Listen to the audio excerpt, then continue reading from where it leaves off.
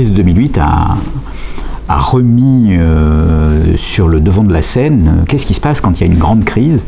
et qu'il y a un immense problème de coordination entre les agents. Et là, on s'aperçoit qu'effectivement,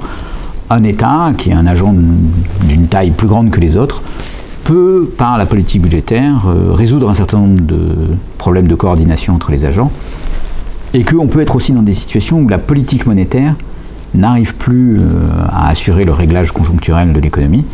et où la politique budgétaire apparaît non seulement comme un complément, mais même parfois comme le seul instrument qui fonctionne. Et ça, c'est une réalité qui s'est à nouveau imposée pendant la crise de 2008. Alors, par ailleurs, à partir de 2011-2012, en Europe, on a eu une séquence qui a aussi beaucoup marqué, et qui a été que on a recommandé aux pays européens, alors c'est à la fois la Commission européenne, mais aussi l'ensemble des partenaires européens, à travers le Conseil européen, qui ont recommandé aux pays de procéder à des mesures de réduction de déficit, et qui, nourris de l'idée que le multiplicateur budgétaire était très faible, pensaient que ça aurait peu d'impact sur l'activité économique. Or, ces recommandations de réduction budgétaire, on appelle de l'austérité, ont eu un impact très négatif sur l'activité et ont déclenché,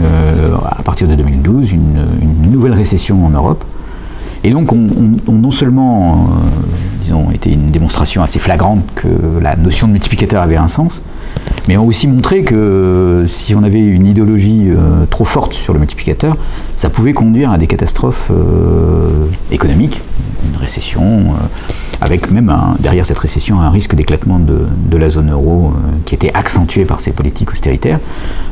sans parler du risque politique et social, parce qu'évidemment, derrière la récession, il y a aussi l'augmentation du chômage, et on peut l'imaginer un mécontentement très fort des populations. Et donc,